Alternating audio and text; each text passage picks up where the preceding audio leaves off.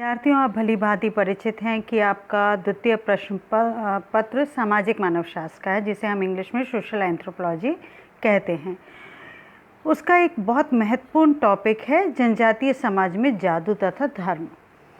अब जनजातीय समाज में जादू तथा धर्म के बारे में तो हम बाद में जानेंगे। पहले हमें ये जानना आवश्यक है कि धर्म क्या है और जादू क्या है। अगर हम इस तथ्य को ही नहीं जान पाएंगे तो हम जनजातीय समाज में धर्म और जादू का क्या अस्तित्व है, उसका क्या महत्व है, उसकी संकल्पना को किस प्रकार से जनजातीय समाज में लिया जाता है, इसको हम समझ नहीं पाएंगे। इसलिए बेहतर होगा कि हम इसके प्रथम चरण में ये जानें कि सामाजिक मानवशास्त्र में और समाजशास्त्र में दोनों में ही धर्म एवं जादू को कैसे देखा जा सकता है। यहाँ आप ये जानें कि धर्म समाजशास्त्रीय विश्लेषण के प्रयास के साथ ही उसके वैज्ञानिक अध्ययन का जो चरण था वो 19वीं शताब्दी में ऑगस्ट कॉम्ट, जिन्हें आप बेहतर तरीके से जानते हैं कि समाजशास्त्र के संस्थापक के रूप में माना जाता है, अर्थात फादर ऑफ सोशियोलॉजी कौन कहे जाते हैं? August Comte. इसके अलावा बहुत प्रसिद्ध समाजशास्त्री में हैं E.B. टॉयलर, फ्रेजर और स्पेंसर। इन्होंने धर्म के अनेक पहलुओं पर समाजशास्त्रीय दृष्टिकोण से अध्ययन किया। मैं ये समझती हूँ कि विश्व में ऐसी कोई भी संस्कृति नहीं है जो स्वयं को धर्म से विमुख घोषित कर सके। इसलिए चूँकि आप समाजशास्त्र के विद्यार्थी हैं, मैं समाजशास्त्र के विद्यार्थी हूँ, हम समाजशास्त्र के विद्यार्थी होने के नाते समाजशास्त्र को पढ़ते आए हैं और पिछले 2 वर्षों से आपने समाजशास्त्र के हर पहलू को जाना और समाजशास्त्र जिस आधार बिंदु पे खड़ा हुआ है वो आधार बिंदु क्या कहता है? समाज का अध्ययन करना। और चूँकि धर्म और समाज को हम विभक्त करके नहीं देख सकते, इसलिए धर्म को जानना और समझना हमारे लिए अपरिहार्य हो जाता है, बहुत आवश्यक हो जाता है। और जैसा कि मैंने अभी आपको बताया कि ऑगस्ट कॉम्ट, टॉयलर, फ्रेजर और स्पेंसर ने धर्म के अनेक पहलुओं पर अध्ययन किया। आगे बढ़ते हैं हम और देखते हैं कि धर्म के प्रारंभिक समाजशास्त्रियों ने वो कौन सी 3 अवस्थाएं थीं जिनको आधार बिंदु लेकर धर्म का अध्ययन किया। तो हम पाते हैं कि वे अवस्थाएं थीं विकासवादी, प्रत्यक्षवादी और मनोविश्लेषणवादी। ठीक है, अब हम आगे बढ़ते हैं और ये देखते हैं कि ऑगस्ट कॉम्ट ने किन अवस्थाओं की चर्चा की। तो ऑगस्ट कॉम्ट ने समाजशास्त्र की मूलभूत अवस्थाओं में से एक अवधारणा 3 अवस्थाओं का नियम दिया, जिसे अंग्रेजी में लॉ ऑफ 3 स्टेजेस के नाम से जाना जाता है। ये लॉ ऑफ 3 स्टेजेस क्या कहती है? ये कहती है कि मानव चिंतन ऐतिहासिक तथा आवश्यक रूप से धार्मिक अवस्था से आध्यात्मिक अवस्था से होते हुए अनुभववादी अवस्था से गुजरा है। अब इसके बारे में मैं विस्तार से चर्चा करना इसलिए उचित नहीं समझती क्योंकि आपने प्रथम वर्ष में लॉ ऑफ 3 स्टेजेस के बारे में संक्षेप में पढ़ा ही है। अब हम बात करते हैं टॉलकॉट पार्सन्स की। टॉलकॉट पार्सन्स ने सामाजिकरण और सामाजिक नियंत्रण की प्रक्रिया में धर्म की भूमिका पर विचार किया है। आपके अनुसार धर्म के मूल प्रतिमान सामाजिक नियंत्रण में सहायक हैं।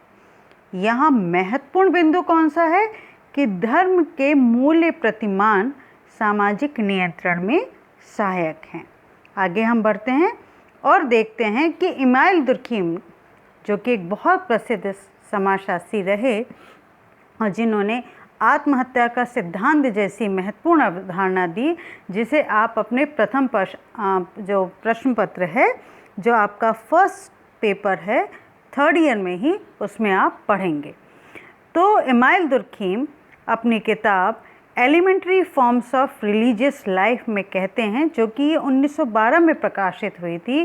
इनके अनुसार सभी समाजों में पवित्र और अपवित्र वस्तुओं में भेद किया जाता है।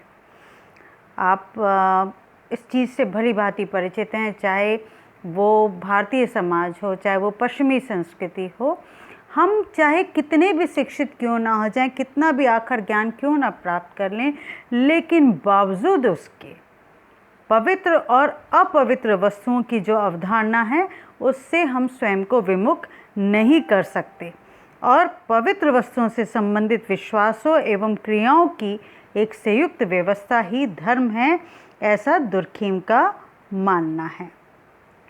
अब हम ये जानें कि धर्म शब्द की उत्पत्ति किससे हुई और धर्म का तात्पर्य क्या है। तो हम देखते हैं कि धर्म शब्द की उत्पत्ति संस्कृत भाषा के ध्र शब्द से हुई, जिसका अर्थ है धारण करना, अर्थात सभी जीवों के प्रति दया धारण करना ही धर्म है। ठीक है, अब हम आगे बढ़ते हैं और ये देखते हैं कि बकेट क्या कहते हैं। बकेट के अनुसार धर्म शब्द की उत्पत्ति लैटिन के रिलीजियो शब्द से हुई है, जो संभवतः लोगो धातु से व्युत्पन्न है और इसका अर्थ साथ साथ गणना अथवा अवलोकन है, अथवा इसकी व्युत्पत्ति लिग्री धातु से हुई है, जिसका अर्थ संबंध से संबंधित है। अर्थात हम ये मानते हैं कि इसका अर्थ किससे संबंधित है, सह संबंध से संबंधित है।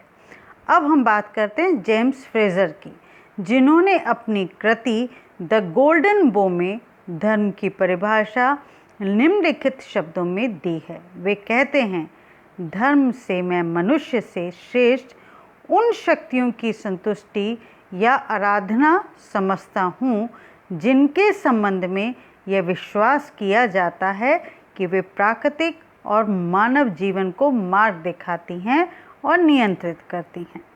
ठीक है, अब हम धर्म की और परिभाषाओं की ओर ध्यान देते हैं, जानने का प्रयास करते हैं। टायलर ने धर्म को आध्यात्मिक शक्तियों में विश्वास का प्रतीक माना है। वो कहते हैं धर्म आध्यात्मिक शक्ति में विश्वास है। वहीं जॉनसन कहते हैं धर्म कम या अधिक मात्रा में अलौकिक शक्तियों, तत्वों तथा आत्मा से संबंधित विश्वासों और आचरणों की एक संगठित व्यवस्था है।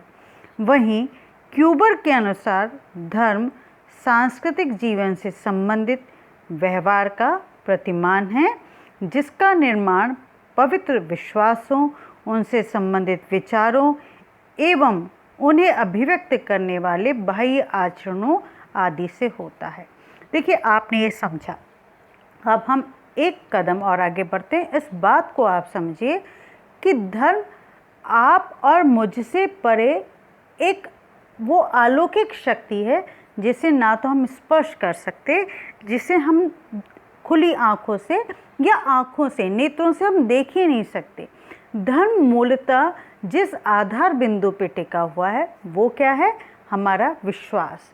वह विश्वास कि वह अलौकिक शक्ति हमारे रक्षण के लिए अपना आशीर्वाद दे रही है। अब ये विश्वास संपूर्ण विश्व में व्याप्त है। हाँ, इसमें कहीं कोई भी दो राय नहीं है कि इस विश्वास की अभिव्यक्ति अलग अलग रूपों में होती है।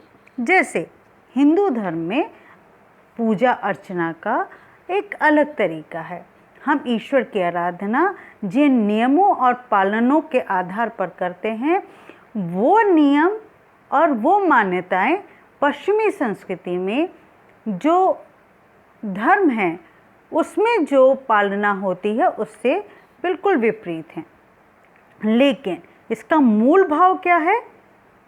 अभिव्यक्ति के जो बाह्य आचरण हैं वो तो अलग हैं, लेकिन उसका मूल भाव यही है कि चाहे परिस्थिति कोई भी हो, हम धर्म में विश्वास करते हैं, उस अलौकिक शक्ति पे विश्वास करते हैं। और जैसा कि जॉनसन ने कहा कि कम या अधिक मात्रा में अलौकिक शक्तियों, आत्मा से संबंधित विश्वासों और आचरणों की यह एक संगठित व्यवस्था है। क्या चीज़ संगठित व्यवस्था है? धर्म।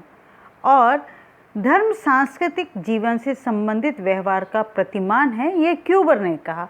तो सांस्कृतिक जीवन से संबंधित व्यवहार का प्रतिमान का तात्पर्य क्या है कि यहाँ जो मैंने आपको पूर्व उदाहरण दिया कि धर्म अलौकिक शक्ति पर विश्वास है। इस अलौकिक शक्ति पर जो आपका विश्वास है उसके प्रकटीकरण के लिए आपने किन माध्यमों को अपनाया है, किन मूल्यों को, किन मान्यताओं को स्वीकार किया है, ये आपकी संस्कृति पर निर्भर करता है। और जैसा कि पूर्व में हम पढ़ते आए हैं कि संस्कृति गतिमान है और विश्व में निरंतर गतिमान होने वाली ये संस्कृति हर जगह अपने अपने अलग रूपों में, अलग अलग स्वरूपों में व्याप्त है। एक जगह की संस्कृति दूसरे जगह की संस्कृति से मेल खाए ऐसा कदापि भी आवश्यक नहीं है। और इसीलिए ये कहा गया है कि धर्म सांस्कृतिक जीवन से संबंधित व्यवहार का प्रतिमान है। जैसे मैं आपको एक उदाहरण देती हूँ कि भारतीय संस्कृति में जब हम ईश्वर आराधना करते हैं तो हम पादुकाओं, चरण पादुकाओं का इस्तेमाल नहीं करते। चरण पादुकाओं का हम आम भाषा में क्या कहते हैं, हम जो जूते चप्पल पहनते हैं वो उसका हम प्रयोग नहीं करते, उसे हम अपने पवित्र स्थान से दूर रखते हैं। वहीं पश्चिमी संस्कृति में आराधना के समय ऐसा नियम हो ये आवश्यक नहीं है। तो मैं समझती हूँ कि आप धर्म का मूल तत्व समझ चुके होंगे कि ये अवधारणा एक इस आधार बिंदु पे खड़ी हुई है कि धर्म मूलतः आध्यात्मिक शक्ति पर विश्वास है। अब आने वाली कक्षा में हम ये जानेंगे कि धर्म की कौन कौन सी विशेषताएं हैं। धन्यवाद।